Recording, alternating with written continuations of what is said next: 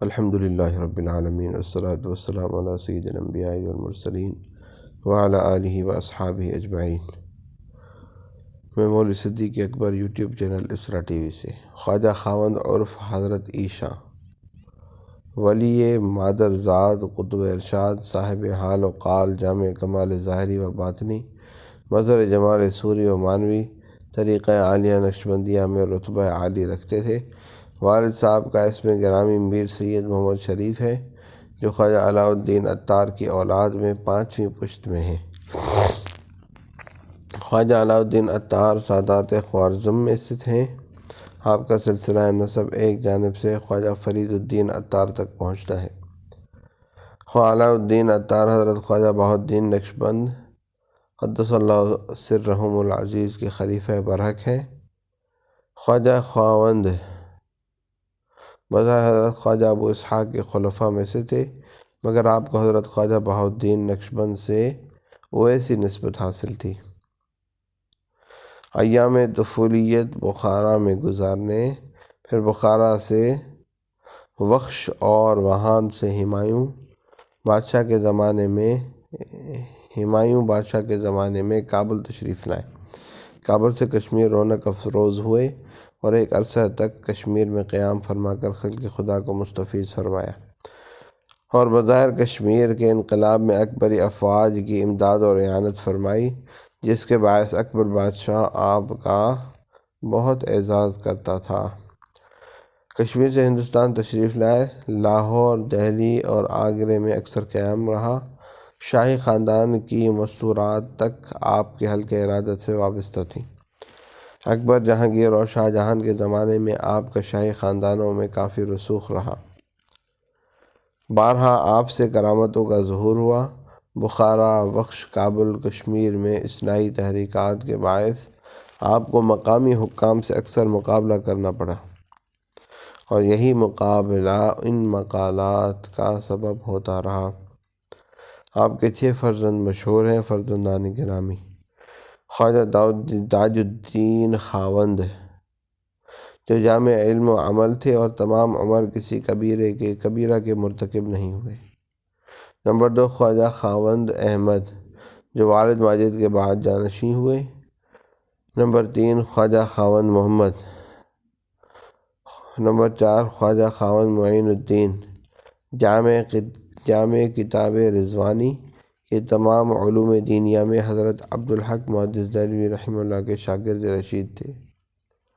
خواجہ خاوند قاسم: خواجہ بہاؤالدین خاوند، جو والد صاحب کی وفات کے بعد منصب شاہی سے استعفیٰ دے کر والد صاحب کے مزار پر گوشہ نشین اور مجاور ہو گئے۔ تقریباً 100 سال کی عمر پا کر 12 شعبان 1052 ہجری کو رحلت کی۔ شیخ محب اللہ الہ آبادی رحمہ اللہ: حضرت شیخ ابو سعید گنگوہی نبیرہ حضرت شیخ عبدالقدوس گنگوہی قدس اللہ اسرارہم، خلیفہ حضرت شیخ نظام الدین تھانہ سری بلخی کے خلیفہ ہیں۔ علم و عمل میں شہرۂ آفاق سلسلہ چشتیہ کے عظیم الشان شیخ وطن اصلی صدرپور تھا۔ الہ آباد میں قیام فرمایا، وہی آپ کا مرکز ارشاد و اصلاح رہا۔ وہیں زندگی گزاری کہ 9 رجب 1058 ہجری کو غروب آفتاب کے وقت یہ آفتاب رشد و ہدیٰ غروب ہو گیا۔ آپ کا سلسلہ نسب حضرت شیخ فرید الدین شکر گنج کے واسطے سے سیدنا عمر فاروق رضی اللہ تعالیٰ عنہ تک پہنچتا ہے۔ علم تصوف میں آپ اپنے زمانے کے امام تھے اور صاحب تذکرہ کے الفاظ ہیں: میں سرزد کے شیخ محی الدین ابن عربی را شیخ اکبر و وے را شیخ کبیر گویند۔ آپ کی مشہور تصانیف حسب ذیل ہیں: شرح خصوص عربی، شرح خصوص فارسی، رسالہ 7 احکام، رسالہ غایۃ الغایات، مغالطہ عامہ، سر الخواص، عبادت الخواص، طریق الخواص، عبادت و اخص الخواص، مناظر و اخص الخواص، رسالہ توبہ سے رکنی، رسالہ وجود مطلق وغیرہ۔ دائرہ شاہ حجت اللہ الہ آباد آپ کے سجادہ نشینوں کا اب تک مرکز ہے۔ قاضی گیاسی الہ آبادی، میر سید کبیر قنوجی، میر سید محمدی فیاضی امروہی آپ کے مشہور خلفاء ہیں۔ شیخ محمد افضل اللہ محمود جون پوری، تلمیذ رشید حضرت شیخ محمد افضل جون پوری حکمت و فلسفے کے بہترین ماہر، 17 سال کی عمر میں تکمیل علوم کے بعد حلقہ درس کو رونق زینت بخشنے لگے۔ فلسفے میں شمس بازغہ اور بلاغت میں فرائض آپ کی مشہور اور مقبول تصانیف ہیں۔ شاہ جہان بادشاہ کے زمانے میں آپ کا بہت اعزاز ہوا۔ آپ کو رصد بنانے کا شوق تھا۔ بادشاہ سے اس کے لیے امداد مانگی، مگر چونکہ زمانے میں بلخ و بخارا کی جنگ درپیش تھی، بادشاہ اس طرف متوجہ نہ ہوا۔ شہزادہ محمد شجاع آپ ہی کا شاگرد تھا۔ 9 ربیع الاول 1062 ہجری میں آپ کا انتقال ہوا۔ شیخ محمد افضل جون پوری ابھی زندہ تھے۔ آپ کو اپنے شاگرد رشید کی وفات کا اتنا صدمہ ہوا کہ اس کے بعد آپ کو کبھی مسکراتے ہوئے بھی نہیں دیکھا گیا۔ انتہا یہ کہ 40ویں روز حضرت استاد کا بھی وصال ہو گیا۔ کسی نے خوب تاریخ کہی، ز محمود و افضل بگو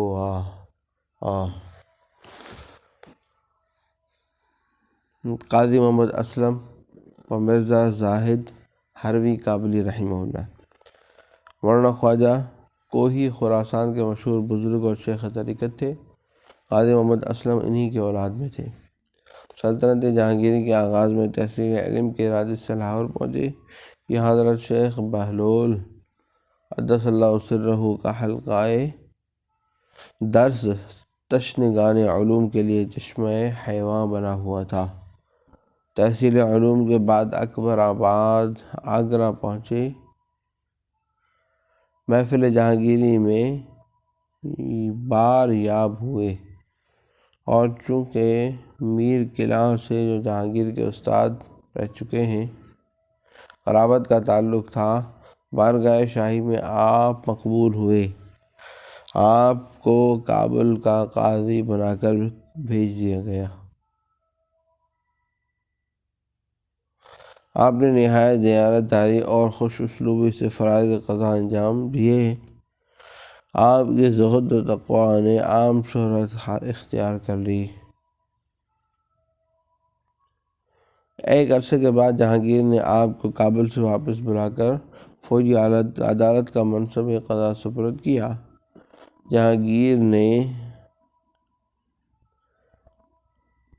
جہانگیر کے بعد صاحب قرآن ثانی شاہ جہان بادشاہ نے آپ کو اسی عہدے پر بحال رکھا، مزید برآں ایک ہزاری منصب عطا فرمایا۔ آپ نے 30 سال تک اس منصب کی خدمات کمال دیانت سے انجام دی اور ہمیشہ منظور النظر خسروانی رہے۔ سن 1052 میں شاہ جہان نے خوش ہو کر آپ کو سونے سے تلوایا۔ 1060 ہجری میں ایک روز افواج اور گھوڑوں کا شاہی معائنہ ہو رہا تھا۔ ایک چابک سوار ایک گھوڑے کو دوڑاتے ہوئے قاضی صاحب کے پاس سے گزرا۔ قاضی صاحب اس سے بچنا چاہتے تھے کہ پیر پھسلا اور آپ گر گئے۔ بدن میں ضرب شدید آئی تھی۔ تقریباً 4 ماہ تک صاحب فراش رہے۔ اس کے بعد اگرچہ صحت اچھی ہو گئی مگر ابھی کام کرنے کے قابل نہ ہوئے تھے۔ آپ نے کابل جانے کی اجازت چاہی۔ قدر شناس بادشاہ نے کابل جانے کی اجازت دی اور سابق منصب کو بحال رکھتے ہوئے کابل کی سرکاری جاگیروں اور 10,000 نقد عطا فرمایا، لیکن ابھی کابل نہ پہنچنے پائے تھے کہ لاہور میں اوائل 1061 ہجری میں انتقال ہو گیا اور وہیں آپ مدفون ہوئے۔ مرزا زاہد آپ کے فرزند ارجمند ہیں۔ ہرات میں آپ پیدا ہوئے۔ آپ نے والد ماجد اور ملا محمد فاضل وغیرہ علماء عصر سے علوم مروجہ کی تکمیل کی اور صرف 13 سال کی عمر میں صنعت کی فراغت حاصل کر لی اور پھر اپنے علم و فن میں یکتا روزگار ہوئے۔ ابتدائے رمضان 1064 ہجری میں شاہ جہاں کی جانب سے کابل کی واقعہ نویسی پر مامور ہوئے۔ پھر اورنگزیب عالمگیر نے 1075 ہجری میں اردوے معلیٰ لشکر شاہی کا محتسب بنا دیا۔ اس زمانے میں آپ کا قیام اکبر آباد میں رہا اور اسی زمانے میں حضرت شاہ ولی اللہ قدس اللہ سرہ العزیز کے والد ماجد حضرت شاہ عبد الرحیم صاحب قدس اللہ سرہ العزیز نے آپ سے منطق و فلسفے کی تمام کتابیں پڑھی۔ جس زمانے میں شاہ عبد الرحیم قدس اللہ سرہ شرح مواقف پڑھتے تھے، مرزا صاحب نے شرح مواقف کا مشہور حاشیہ تحریر فرمایا۔ شرح تہذیب علامہ دوانی اور رسالہ تصور و تصدیق ملا قطب الدین رازی کے حواشی آپ کی مشہور تصانیف میں ہیں، جو ہندوستان، بخارا، کابل وغیرہ کے عربی مدارس میں داخل درس ہیں، اور ایک عرصے تک ان کتابوں کو اتنی اہمیت حاصل رہی کہ عالم ہی نہیں سمجھتا تھا جب تک مرزا زاہد کی کسی کتاب پر حاشیہ نہ رکھتا ہو۔ کتب مذکورہ کے علاوہ شرح تجرید اور اشراقیوں کی کتاب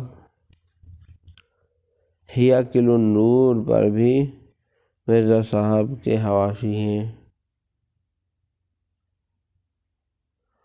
ایک عرصے کے بعد آپ کو کابل کی صدارت تفویض ہوئی، پھر تمام منصبوں سے استعفیٰ دے کر گوشہ نشینی اختیار کی اور تدوین و ترویج علوم کی خدمت اپنے ذمہ لی۔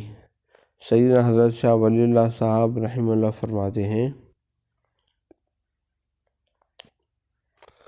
سبق نمی فرما۔ حضرت شاہ ولی اللہ صاحب قدس اللہ سرہ العزیز نے ایک واقعہ نقل فرمایا ہے جس سے مرزا صاحب کی دیانتداری پر کافی روشنی پڑتی ہے۔ مرزا نے رمضان شریف میں اپنے شاگرد رشید شاہ عبد الرحیم صاحب کی دعوت کی۔ شاہ عبد الرحیم صاحب فرماتے ہیں، میں مرزا صاحب کے مکان پر پہنچا، افطار کا وقت قریب تھا۔ ایک کباب فروش حاضر ہوا اور کباب کا پورا خوان مرزا صاحب کے سامنے رکھ دیا کہ حضور کی نیاز ہے۔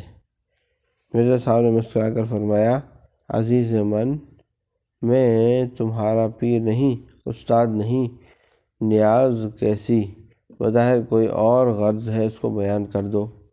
کباب فروش نے پہلے تو یہی کہا کہ کوئی غرض نہیں، مگر زیادہ اصرار کیا گیا تو معلوم ہوا کہ اس کی دکان لبِ سڑک ہے اور قاضی صاحب کے پیادے اس کو وہاں سے اٹھوانا چاہتے ہیں۔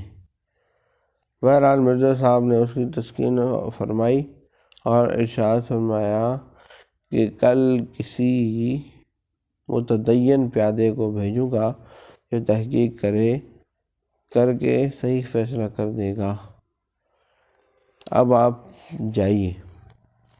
کباب فروش، حضور افطار کا وقت قریب آ گیا ہے، اب میں یہ کباب کہاں لے جاؤں؟